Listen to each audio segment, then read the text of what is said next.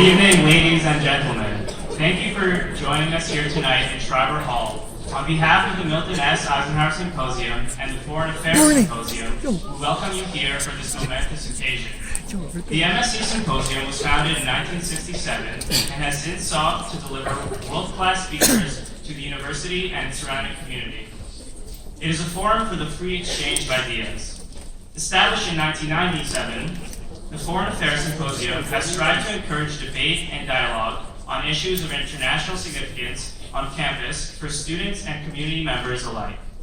After years of working independently, our organizations find it only fitting that tonight we have come together for the first time to present to you Senator Bernie Sanders. Feel the burn! Feel the burn!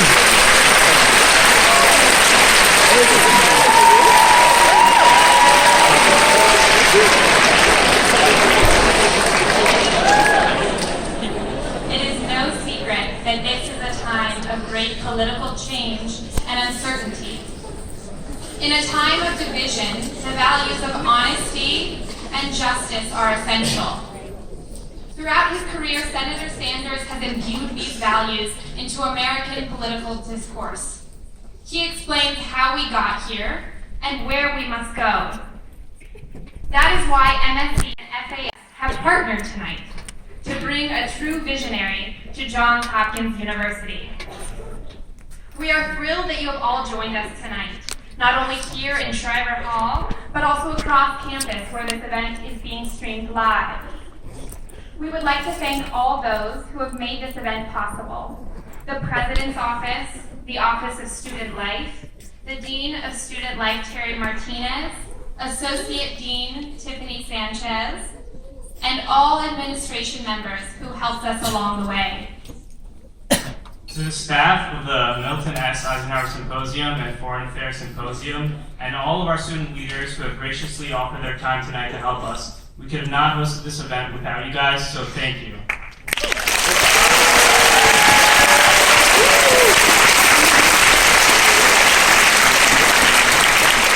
Now, without further ado, we would like to welcome our president, Ron Daniels.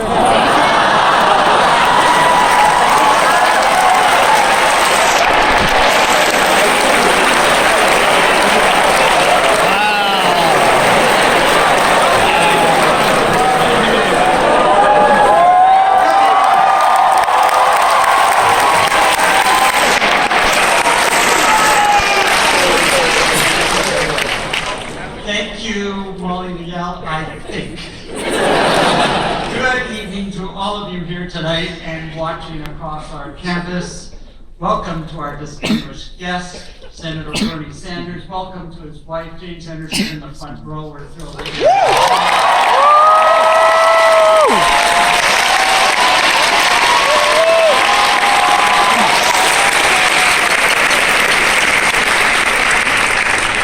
have pleasure to have you on campus. May 2015, Senator Bernie Sanders officially launches his campaign for the Democratic nomination for President of the United States. By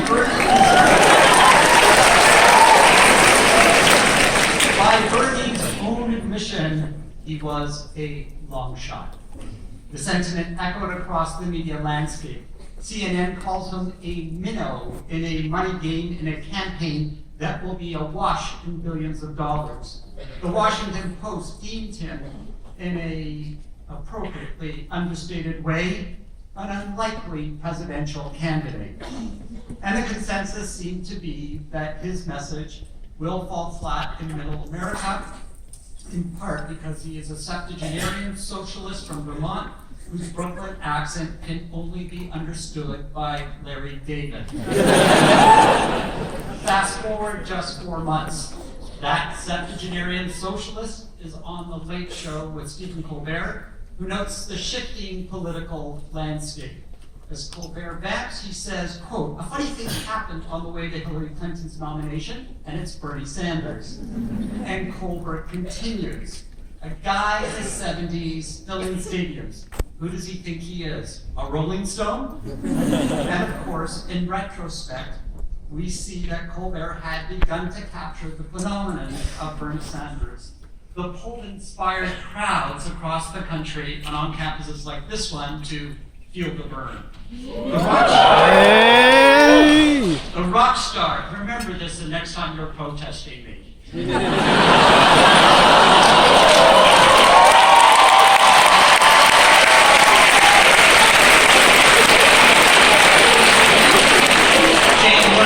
Descent in a big way these days. The rock star in a rumpled suit who tapped into the need of people, particularly young people, to be heard and believe that their voices would be amplified. Or as one supporter put it, he's the grandfather who gets it and he doesn't try to hide who he is.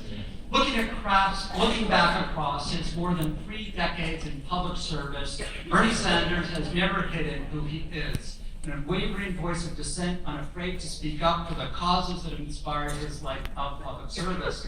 This was so first when he was mayor of Burlington, when he was a congressman and a senator from Vermont, and when he became presidential candidate.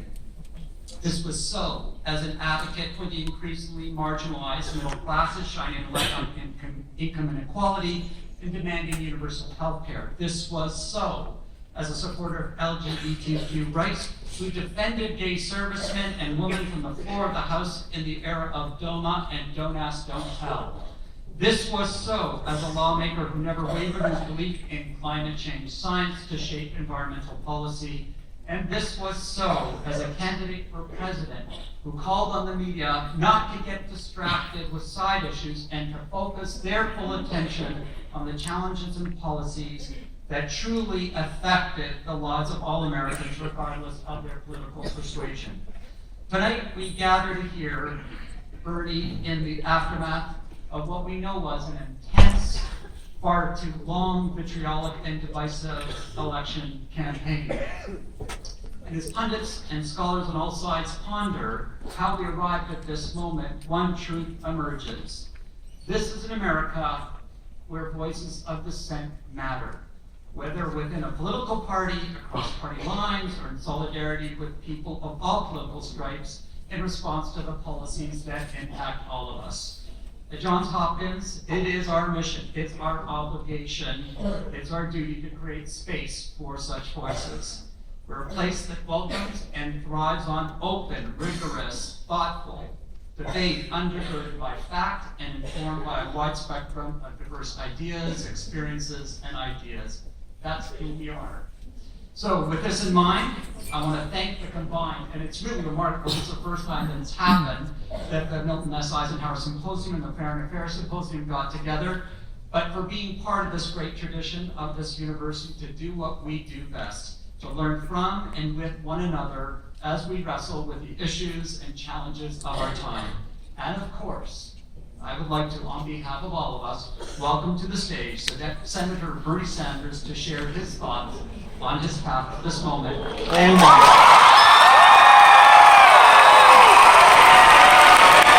go!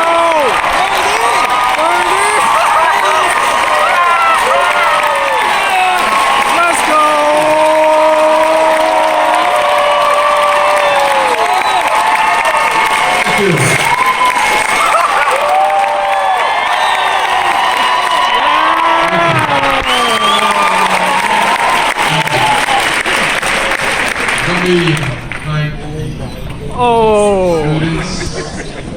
Came together, organized the event. Let me thank all of you for coming out. It was a really beautiful auditorium.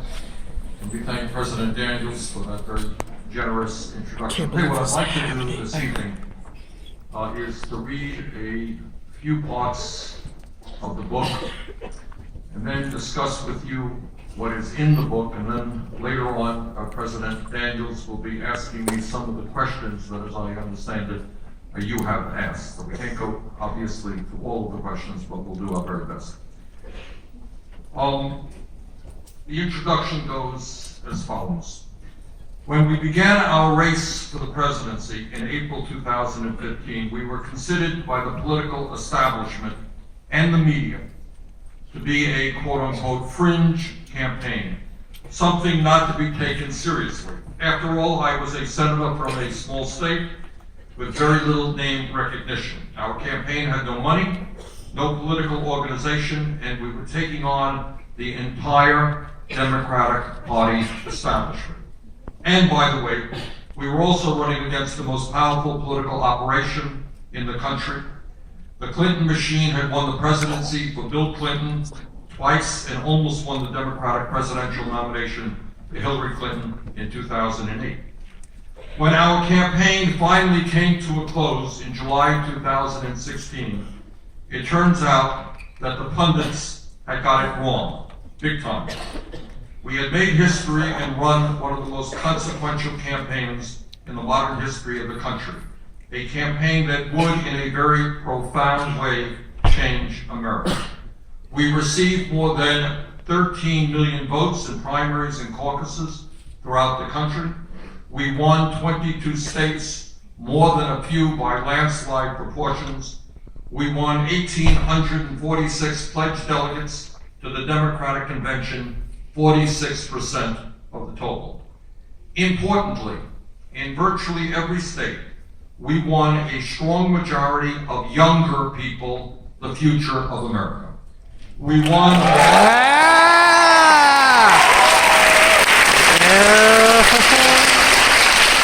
We won large percentages of the vote from white, black, Latino, Asian American, and Native American youth. We set the agenda for the America of tomorrow. On April 25th, 2016, the Washington Post reported on a poll conducted by the Harvard Institute of Politics. Quote, the data collected by researchers at Harvard University suggests that not only has Sanders' campaign made for an unexpectedly competitive Democratic primary, he has also changed the way millennials think about politics, said polling director John Delavolpe. He's not moving a party to the left, he's moving a generation to the left, Delavolpe said of the senator from Vermont. Whether or not he's winning or losing, it's really that he's impacting the way in which a generation, the largest generation in the history of America, thinks about politics, end quote. At a time when political apathy is high, voter turnout is abysmally low, and millions of Americans are giving up in the political process, our campaign attracted the energetic support of hundreds of thousands of volunteers in every state in the country. We had the largest rallies of the campaign, and in total, more than 1.4 million people attended our public meetings. As a result of our victories in a number of states, there are now at least 5 new chairs of state Democratic parties who were elected as part of the political revolution. Further, there are a number of progressive candidates, energized and supported by our campaign, running for office for everything from school board to the United States Congress, and many of them will, and in fact, did win. New blood, new energy, and we showed, in a way that can change politics in America forever, that you can run a competitive national grassroots campaign without begging millionaires and billionaires for campaign contributions. 27! Let's go, 27, let's go!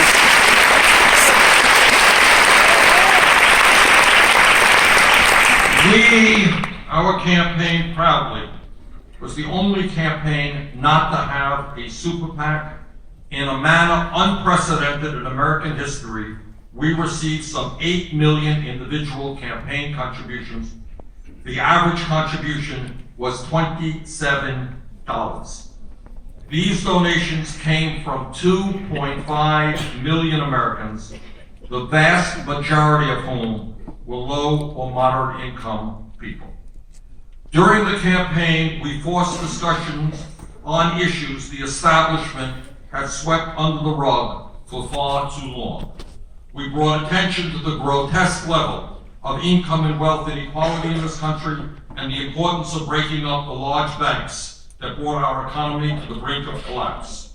We exposed our horrendous trade policies, our broken criminal justice system, and our people's lack of access to affordable health care and higher education. We addressed the global crisis of climate change, the need for real comprehensive immigration reform, the importance of developing a foreign policy that values diplomacy over war, and so much more. So that's the introduction. Save me the trouble of reading that.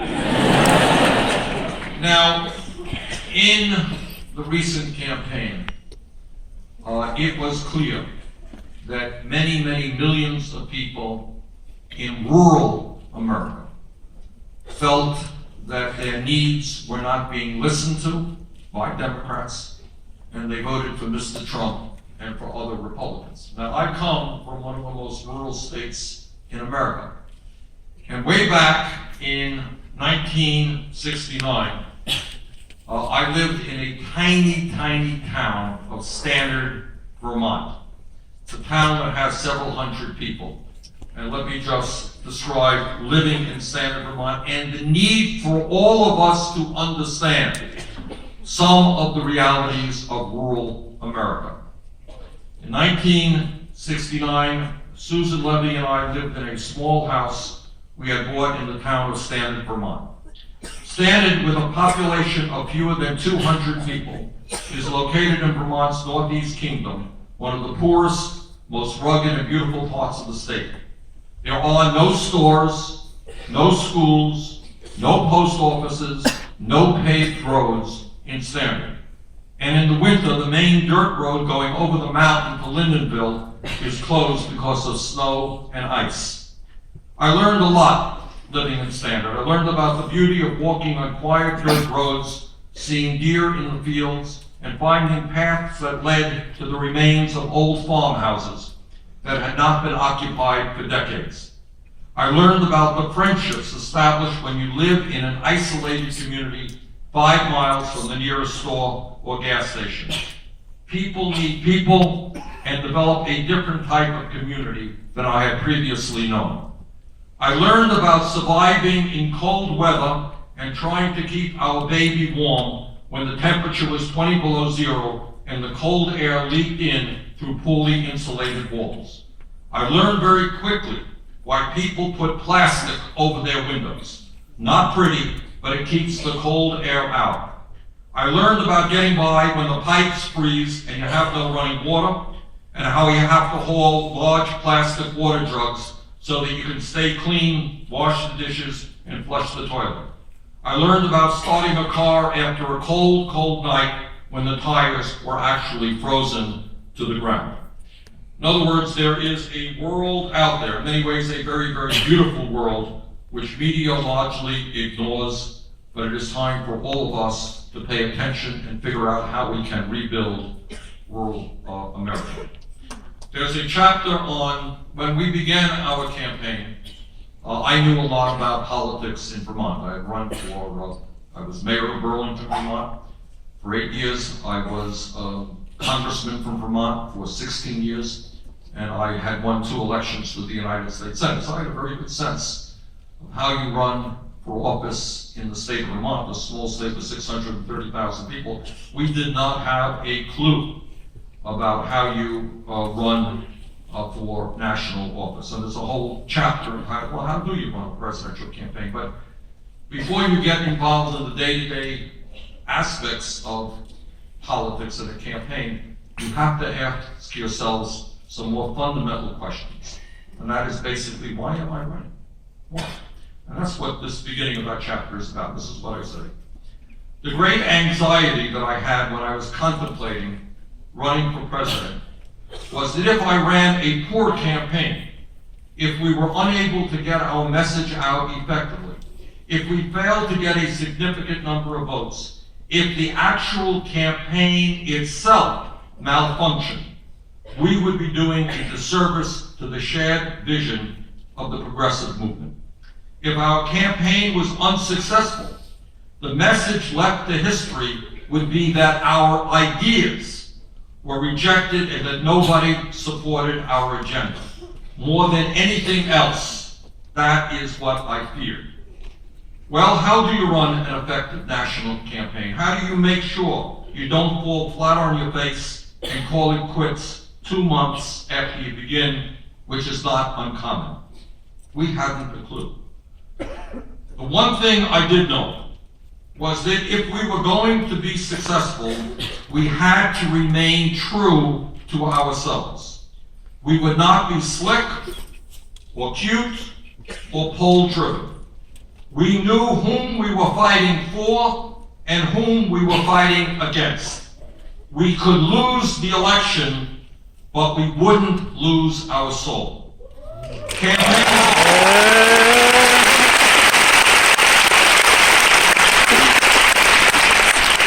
Campaigns are about organizational capabilities, fundraising, press relations, advertising, and a million other details.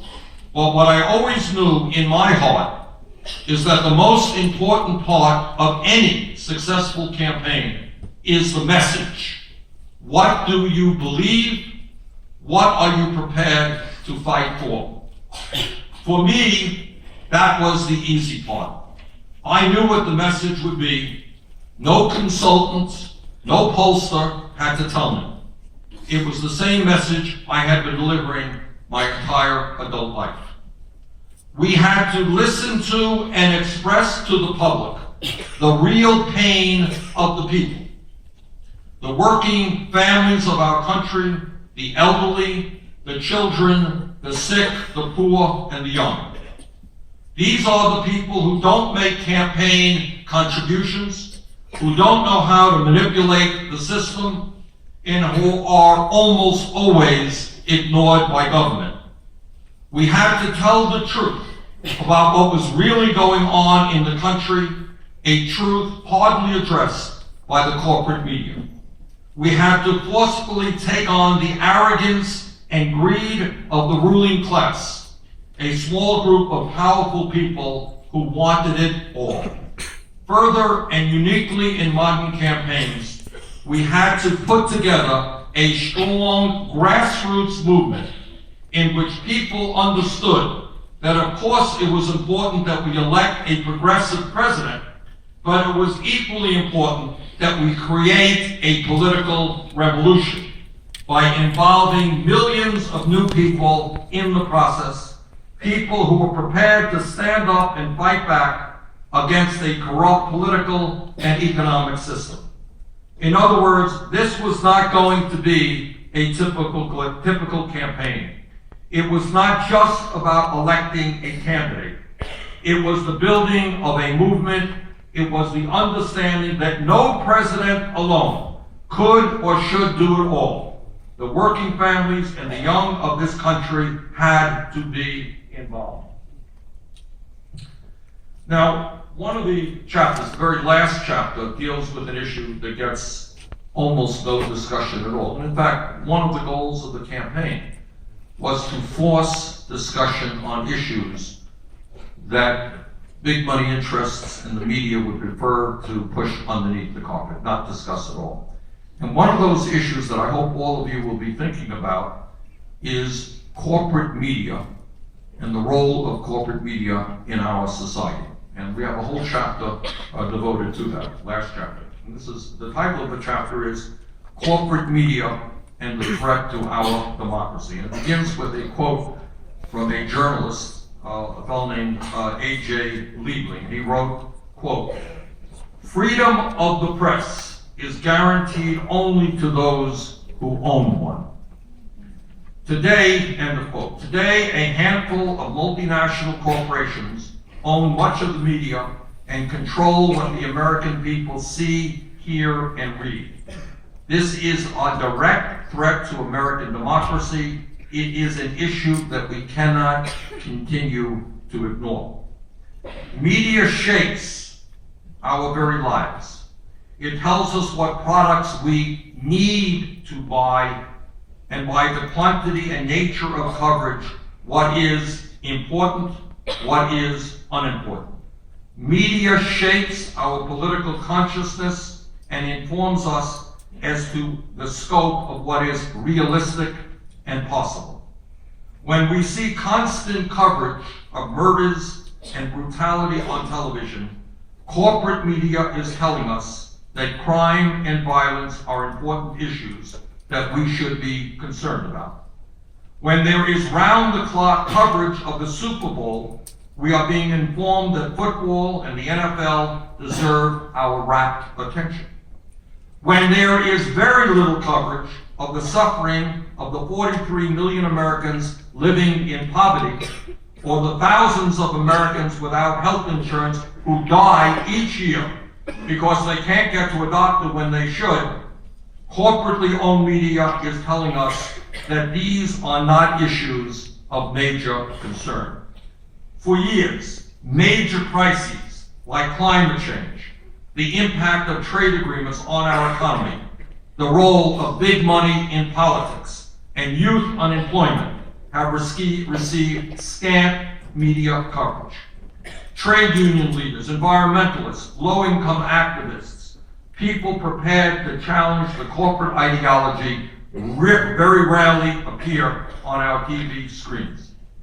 Media is not just about what is covered and how it is covered. More importantly, it is about what is not covered. And those decisions of what is and is not covered are not made in the heavens. They are made by human beings who often have major conflicts of interest. All right, so those are some of the some sections of the book. What I want to do now is briefly, what the book is I divide it in half. The first half talks about the campaign, why I decided to run, what happened in the campaign, what we achieved, what we didn't achieve, and so forth. The second half does something very different. It basically lays out an agenda, and it says, if we are serious about transforming the United States of America, if we are serious about creating a government that works for all of us and not just for 1%, if we are serious about addressing the major environmental and social issues facing this country, we got to think hard. How do we go from here to there? What is a progressive vision? And the book, at some length, deals with many of those issues. It starts off, the first chapter in the second section of the book is entitled Defeating Oligarchy. Defeating Oligarchy. And that in itself, in America's, people would say, what is he talking about? What does that mean? And what that means to me, in a very real sense, and I hope you think about this issue, is that increasingly in this country, we are becoming a nation in which both the economy and our political lives are dominated and controlled by a very small number of extraordinarily wealthy families. So if you look at the economy, if you look at Wall Street, and Wall Street just as one example, a significant example, you have 6 of the largest financial institutions having assets of some $10 trillion, which is equivalent to about 58% of the GDP in this country. And to a significant degree, they control the production of credit cards. The credit cards that you have come from one of those 6 banks. The interest rates they charge are determined by those banks.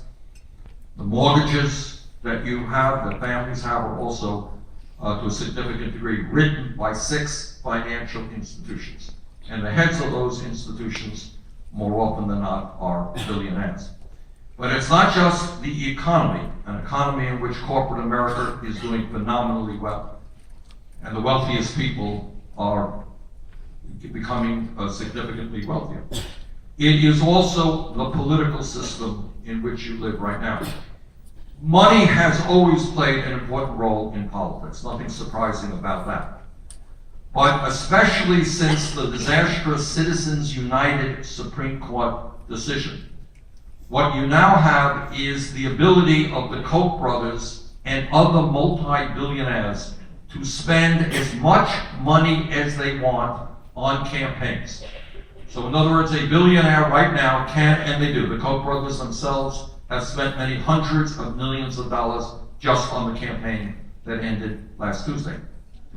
So billionaires now have the right to essentially buy politicians. And what is even worse is the Koch brothers and the Republican leadership want to do, they think that Citizens United did not go far enough. Citizens United allows them to make independent expenditures, meaning when you turn on the television, you see an ugly ad and it's paid for by citizens from this, citizens from that. not the actual campaign of the candidate. What the Koch brothers and the Republican leadership now want to do is end all campaign finance restrictions. Meaning that a billionaire can go up to you and say, if you want to run for president, I can give you directly a check for $1 billion. You want to run for governor of California? Here is your check for $200 million. I'm giving it to you. And there is your campaign manager, there's your speechwriter, and there is your poster. You work for me. Here is the check. That is the direction in which this country is moving. And it frightens me very much. Too many people fought and died for American democracy, which means to me, one person, one vote, not billionaires buying elections. And the second part of what we have to be concerned about as we move toward an oligarchy is not just billionaires supporting candidates who represent the interests of the wealthy and the powerful. There's another reality.